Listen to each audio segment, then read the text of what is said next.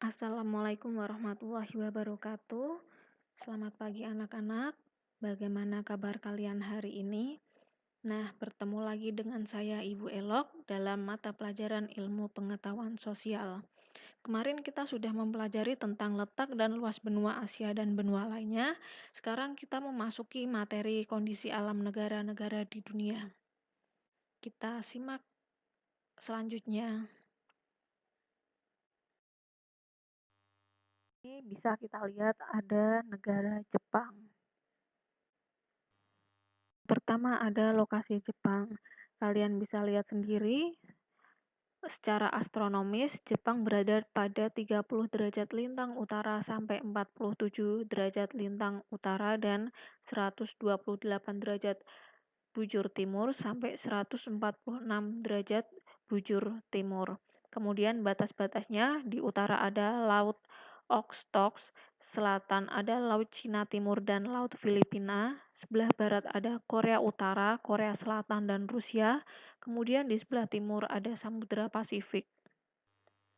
Nah, kemudian yang kedua ada iklim. Di Jepang memiliki dua iklim, yaitu iklim subtropis dan iklim sedang. Kemudian dilihat dari suhunya, pada saat musim dingin, Jepang berada di suhu sampai -7 derajat Celcius. Kemudian pada musim panas di Jepang berada pada suhu 20 derajat Celcius. Kemudian di Jepang memiliki 4 musim, yaitu musim panas, musim gugur, musim dingin, dan musim semi. Yang ketiga ada bentuk muka bumi. Nah, bentuk muka bumi di Jepang itu memiliki wilayah yang kecil, yaitu sekitar 30% dari luas wilayahnya. Sebagian wilayahnya 70% sampai 80% terdiri dari pegunungan yang merupakan rangkaian sirkum Pasifik dengan puncak tertinggi yaitu Gunung Fuji atau Fujiyama. Kemudian wilayah daratan terletak pada sepanjang pantai. Kemudian yang keempat ada geologi negara Jepang. Jepang terletak di tepi bagian barat dari Samudra Pasifik. Daerah ini merupakan daerah cincin api atau Ring of Fire yang terdiri atas banyak gunung api. Selain memiliki banyak gunung api, Jepang juga dikenal sebagai negara yang rawan bencana gempa bumi. Mengapa demikian? Nah, karena Jepang terletak pada daerah perbatasan antara lempeng benua Asia dan lempeng Samudra Pasifik. Lempeng benua Asia terangkat karena berat jenisnya lebih ringan sehingga membentuk kepulauan Jepang. Pertemuan atau tumbukan kedua lempeng tersebut juga menimbulkan gejala gempa dan gunung api. Yang kelima ada sumber daya tambang di Jepang. Karena Jepang itu wilayahnya sempit dan sumber daya alam atau sumber daya tambangnya terbatas, maka dia hanya menghasilkan hasil tambang yaitu mangan dan timah. Ada juga batu bara, akan tetapi batu baranya memiliki kualitas yang rendah seperti itu.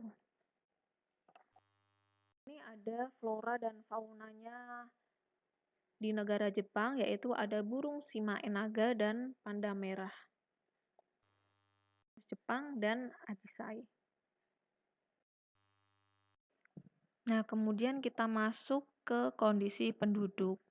Penduduk asli Jepang adalah suku Ainu, yang umumnya penduduk Jepang adalah keturunan ras Mongolia.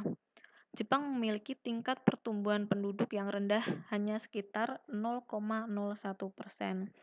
Angka kelahiran di Jepang relatif rendah, sehingga terjadi penurunan jumlah penduduk. Sementara itu, jumlah penduduk lanjut usia semakin besar jumlahnya karena keadaan kesehatan yang lebih baik di negara Jepang. Kemudian sebagian besar penduduk Jepang bekerja di luar sektor pertanian. Perkembangan industri yang pesat membuat sebagian besar penduduk bekerja di sektor industri. Masuk ke negara Amerika Serikat. Letak astronomis dan batas-batas di bagian Amerika Serikat. Di bagian utara ada Kanada, selatan Teluk Meksiko dan Kuba, barat Samudra Pasifik, dan timur Samudra Atlantik. Kemudian iklim.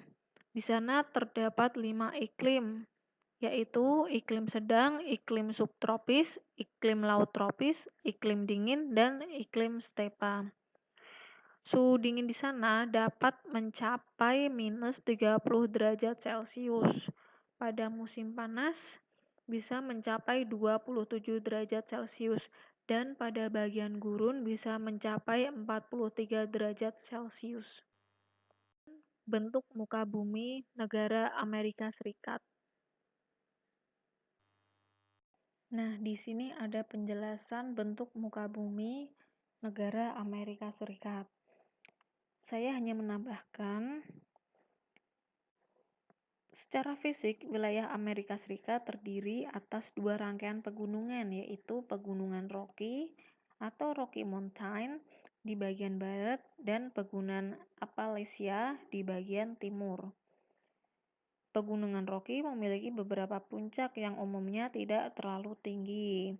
Kemudian di antara kedua pegunungan tersebut terletak dataran sangat luas yang disebut Great Plains.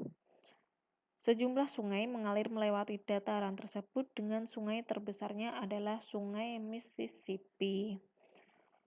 Sungai Mississippi merupakan yang terpanjang kedua di Amerika Serikat setelah Sungai Missouri.